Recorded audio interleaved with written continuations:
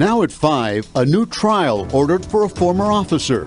He was deprived of a fair trial. Years after a shooting incident involving a man with autism and his therapist. Tonight, reaction from the victim's attorney. I talked to Mr. Kinsey this morning. He's willing to do whatever is necessary to secure a conviction in this case. He doesn't believe that Officer Aledda should be a police officer. After a conviction is overturned. Tonight, both sides in this controversial case are speaking out. CBS 4's Peter Dench followed the story when it happened back in 2016. He joins us with this new development from the courts. Peter. Well, Elliot, this is where the shots were fired in July of 2016. Former officer Jonathan Aledda testified he fired his weapon because he believed that Charles Kinsey was being threatened with a gun. Former Officer Aledda, was convicted of culpable negligence, but that was overturned. Cell phone video shows a memorable image with mental health therapist Charles Kinsey lying on the ground with his hands in the air. He had just caught up with autistic patient Arnaldo Rios Soto, who had run away from a group home. Officer Jonathan Aledda testified he fired 3 shots after a witness claimed Kinsey was being threatened with a gun. It turns out it was a toy truck. Kinsey was struck in the leg.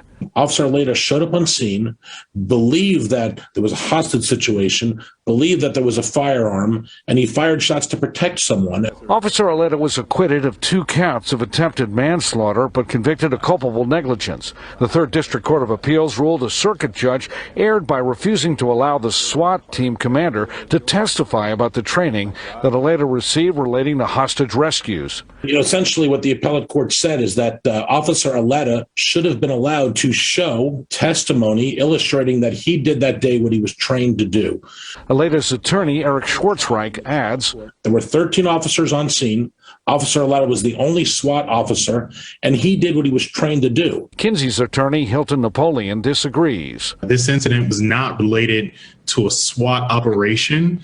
I'm not sure what his SWAT training specifically has to do with how he reacted. Most of the time, you're not able to point to an officer's training to show that they did something wrong and opposed to what they were trained to do. Napoleon says Kinsey would like to see a new trial. I talked to Mr. Kinsey this morning.